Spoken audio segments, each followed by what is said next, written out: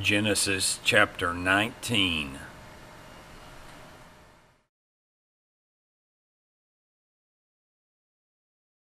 The two angels arrived at Sodom in the evening, and Lot was sitting in the gateway of the city. When he saw them, he got up to meet them and bowed down with his face to the ground. "My lords," he said, "please turn aside to your servant's house. You can wash your feet and spend the night, and then go on your way early in the morning." "No," they answered, "we will spend the night in the square." But he insisted so strongly that they did go with him and entered his house. He prepared a meal for them, baking bread without yeast, and they ate. Before they had gone to bed, all the men from every part of the city of Sodom, both young and old, surrounded the house. They called to Lot, "Where are the men who came to you tonight? Bring them out to us so that we can have sex with them." Lot went outside to meet them and shut the door behind him and said, "No, my friends, don't do this wicked thing. Look, I have two daughters who have never slept with a man. Let me bring them out to you, and you can do what you like with them. But don't do anything to these men, for they have come under the protection of my roof." "Get out of our way," they replied, and they said, "This fellow came here as an alien, and now he wants to play the judge. We'll treat you worse than them." They kept bringing pressure on Lot and moved forward to break down the door. But the men inside reached out and pulled Lot back into the house and shut the door. Then they struck the men who were at the door of the house, young and old, with blindness so that they could not find the door. The two men said to Lot, "Do you have anyone else here, sons-in-law, sons or daughters, or anyone else in the city who belongs to you? Get them out of here, because we are going to destroy this place. The outcry to the Lord against its people is so great that he has sent us to destroy it." So Lot went out and spoke to his sons-in-law who were pledged to marry his daughters. He said, "Hurry and get out of this place, because the Lord is about to destroy the city." But his sons-in-law thought he was joking. With the coming of dawn, the angels urged Lot, saying, "Hurry, take your wife and your two daughters who are here, or you will be swept away when the city is punished."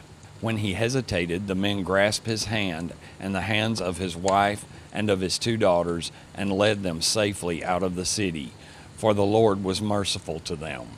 As soon as they had brought them out, one of them said, "Flee for your lives. Don't look back and don't stop anywhere in the plain. Flee to the mountains, or you will be swept away." But Lot said to them, "No, my lords, please. Your servant has found favor in your eyes, and you have shown great kindness to me in sparing my life. But I can't flee to the mountains. This disaster will overtake me, and I'll die. Look, here is a town near enough to run to, and it is small. Let me flee to it. It is very small, isn't it? Then my life will be spared." He said to him, "Very well, I will grant this request too.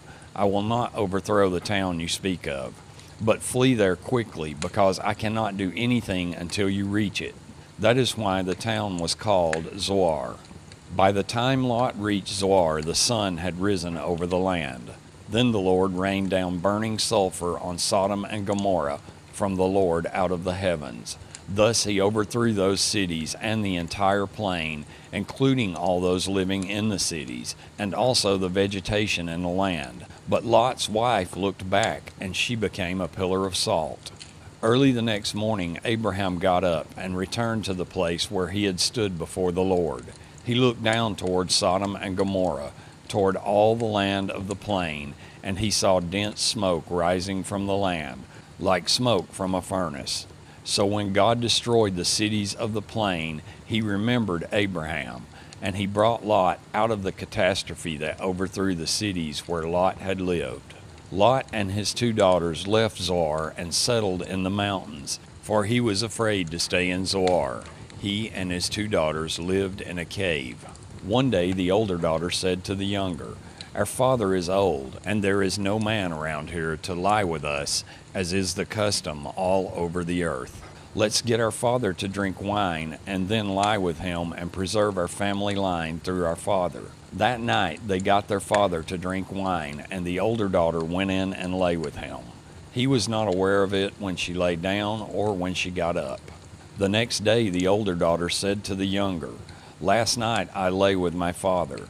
Let's get him to drink wine again tonight, and you go in and lie with him so we can preserve our family line through our father." So they got their father to drink wine that night also, and the younger daughter went and lay with him. Again, he was not aware of it when she lay down or when she got up. So both of Lot's daughters became pregnant by their father. The older daughter had a son, and she named him Moab. He is the father of the Moabites of today. The younger daughter also had a son, and she named him Ben-Ammi.